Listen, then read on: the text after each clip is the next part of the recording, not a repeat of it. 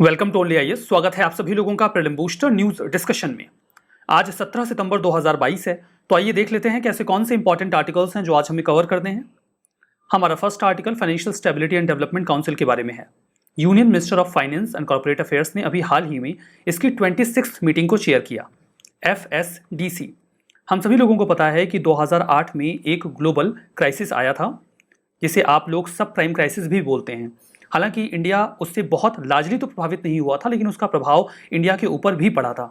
Parallelly उसी चीज़ को संज्ञान में लेकर रघुराम राजन कमेटी का गठन किया गया था 2008 में, ताकि इंडिया का जो फाइनेंशियल सेक्टर है उसमें कुछ रिफॉर्म्स लाए जा सकें और एक स्टेबिलिटी को इंश्योर किया जा सके भविष्य के लिए।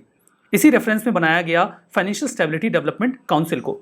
ये एक नॉन स्टैच्यूटरी एपेक्स काउंसिल है। नॉन स्टैच्यूटरी होने का मतलब साफ है कि इसके लिए कोई भी कानून हमारी पार्लियामेंट के द्वारा पास नहीं किया गया है। इसका मतलब साफ है कि इसे किसी एग्जीक्यूटिव ऑर्डर के माध्यम से बनाया गया होगा। तो ये एक नॉन स्टैच्यूटरी एपेक्स काउंसिल है जो मिनिस्ट्री ऑफ फाइनेंस के तहत काम करती है। इसे बनाया गया 2010 में एक एग्जीक्यूटिव ऑर्डर के माध्यम से। रघुराम राजन कमेटी ने 2008 में जो रिफॉर्म्स प्रपोज किए थे उन्हीं को आधार बनाया गया इस काउंसिल को बनाने के लिए। आइए बात करते हैं इस काउंसिल के कॉम्पोजिशन के बारे में। इसे चेयर किया जाता है फाइनेंस मिनिस्टर के द्वारा और इसके मेंबर्स होते हैं कई सारी फाइनेंशियल रेगुलेटरी बॉडीज के हेड्स, जैसे कि RBI, SEBI, PFRDA और IRDA। इसके अलावा इसमें कुछ सेक्रेटरीज भी शामिल होते हैं, जैसे कि finance secretary, secretary of department of economic affairs, secretary of department of financial services और चीफ इकोनॉमिक एडवाइजर। ये सभी लोग इस एंटिटी में इन्वॉल्व रहते हैं। 2018 में FSDC के कॉम्पोजिशन में कुछ बदलाव किए गए। उन बदलावों के अनुसार मिनिस्टर ऑफ स्टेट रिस्पॉन्सिबल जो होते हैं डिपार्टमेंट ऑफ इकोनॉमिक अफेयर्स के लिए, उनको भी इसमें जगह दे दी गई। Secretary of department of electronics and information technology, chairperson जो होते हैं insolvency and bankruptcy board of India के, और रेवेन्यू सेक्रेटरी, इन्हें भी ऐड कर दिया गया इस एंटिटी में। इसके बाद इसका स्कोप काफ़ी वाइडन हो गया। ध्यान दीजिएगा कि FSDC में कुछ सब कमेटीज भी होती हैं और जो उसकी एक प्रोमिनेंट सब कमेटी होती है उसे हेड किया जाता है RBI के गवर्नर के द्वारा। जो काउंसिल होती है उसमें कई सारे एक्सटर्नल एक्सपर्ट्स को भी बुलाया जाता है ताकि उनकी राय को लिया जा सके। अब फंडामेंटल क्वेश्चन राइज होता है कि इस काउंसिल का काम क्या है। इस काउंसिल का जो सबसे बेसिक काम है वो तो यही है कि इंडिया में जो इंस्टीट्यूशनल मैकेनिज्म है उसे स्ट्रेंथन किया जाए, ताकि हमारे देश में फाइनेंशियल स्टेबिलिटी मेंटेन रहे और अगर कोई फाइनेंशियल क्राइसिस आता है तो हम उसके बारे में पहले से जानकारी इकट्ठा कर सकें और खुद को तैयार कर सकें। इंटर रेगुलेटरी कोऑर्डिनेशन को भी स्टैब्लिश किया जाता है। भारत में कई सारे फाइनेंशियल सेक्टर को रेगुलेट करने के लिए अलग अलग रेगुलेटरी बॉडीज हैं। उनके बीच में अगर कोऑर्डिनेशन नहीं होगा तो सिचुएशन खराब हो सकती है। उनके बीच में कोऑर्डिनेशन को इंश्योर करने के लिए इस संस्था को बनाया गया है। ये मैक्रो प्रूडेंशियल सुपरविजन भी करते हैं, मतलब मैक्रो लेवल पे जो इकोनॉमी का ब्रॉडर एरिया है उसको लगातार सुपरवाइज किया जाता रहे, उसमें कहीं कोई गड़बड़ी होगी तो दिक्कत आ सकती है।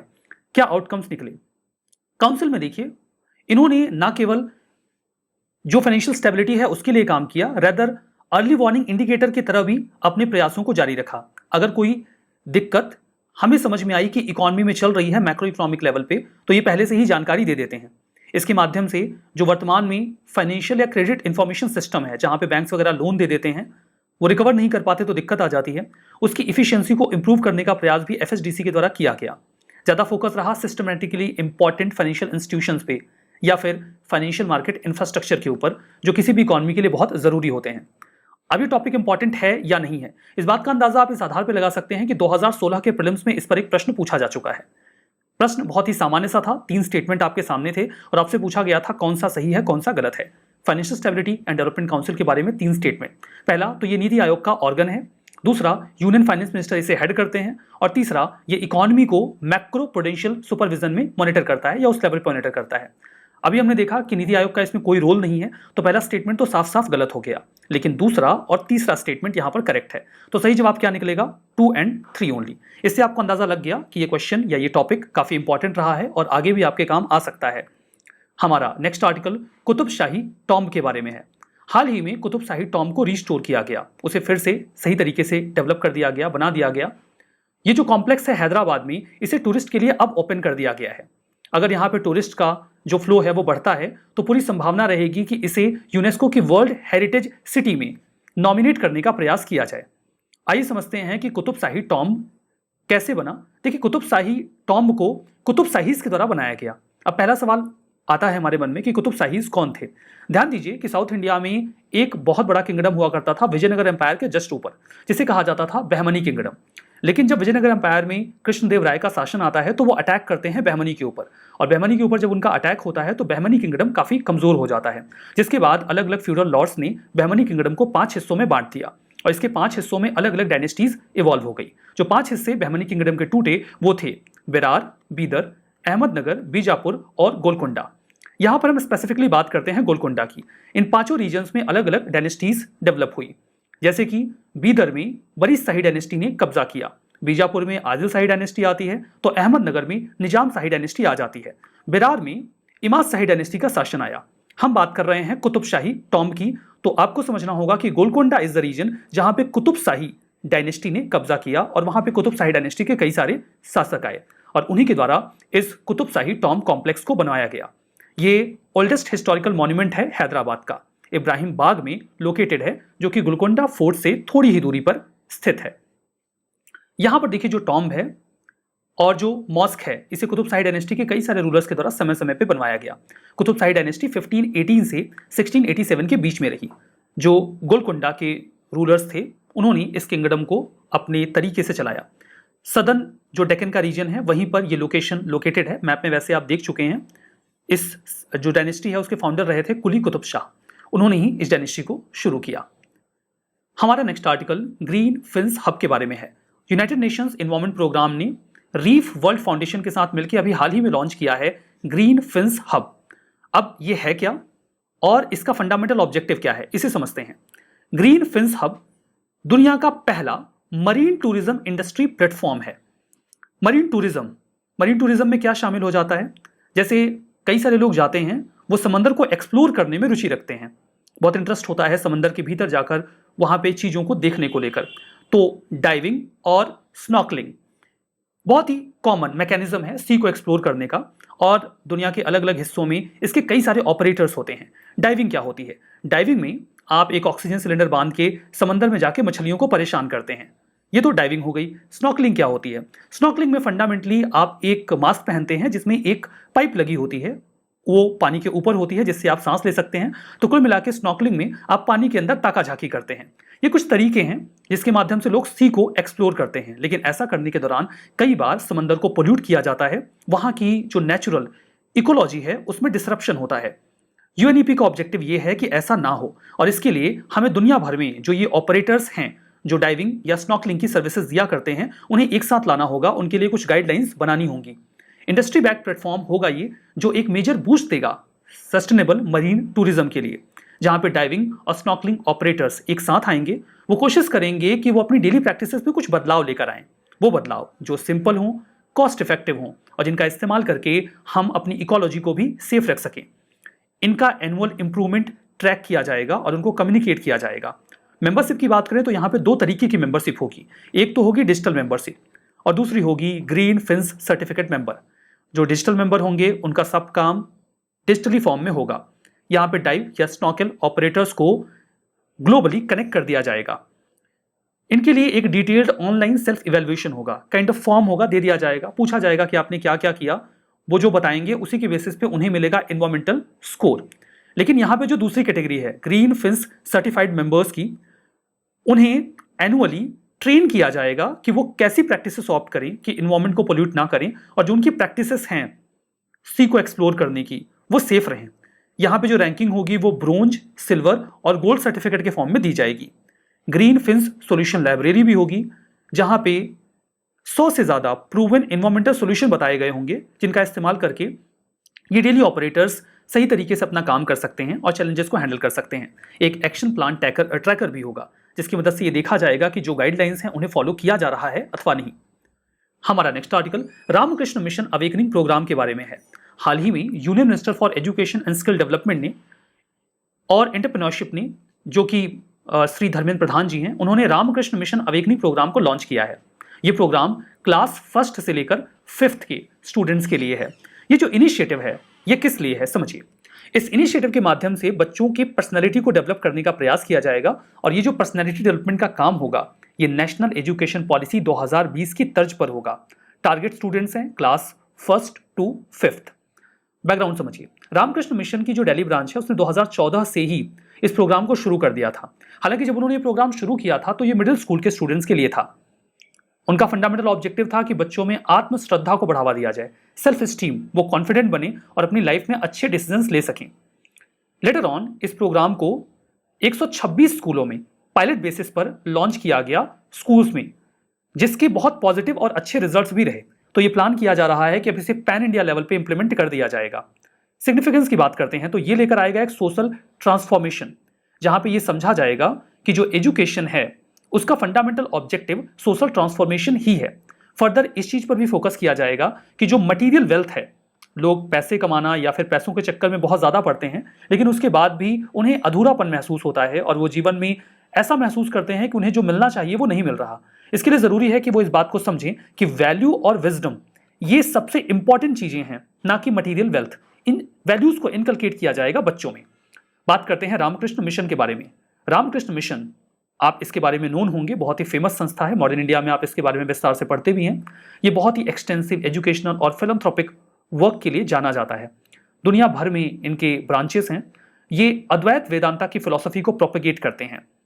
विवेकानंद जी के द्वारा इसको फाउंड किया गया था 1897 में, जब वो वेदांता की टीचिंग को शिकागो में, हमें पता है शिकागो का जो सम्मेलन हुआ था 1893 में, उसके बाद लौटते हैं तो वो इंडिया में अपनी टीचिंग्स को स्प्रेड करने के लिए रामकृष्ण मिशन को स्टैब्लिश करते हैं।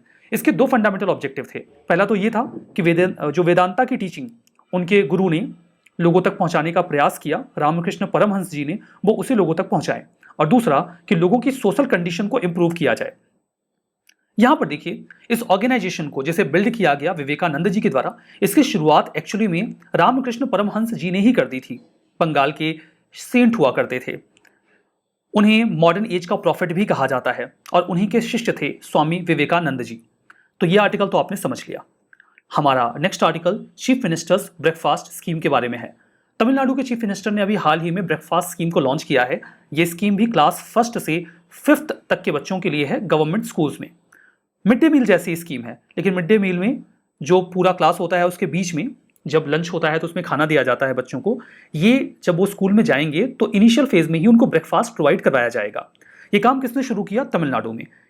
ऑब्जेक्टिव यही है कि ज़्यादा से ज़्यादा बच्चे स्कूल ज्वाइन करें और स्कूल में अटेंडेंस को भी इंश्योर करें। न्यूट्रिशियस ब्रेकफास्ट दिया जाएगा हर सुबह। तो एक तो बच्चे इंसेंटिवाइज होंगे कि वो स्कूल में आए, पढ़ें। दूसरा, जो माल न्यूट्रिशन की समस्या होती है बच्चों में, उसमें भी निजात पाने में थोड़ी मदद मिल जाएगी।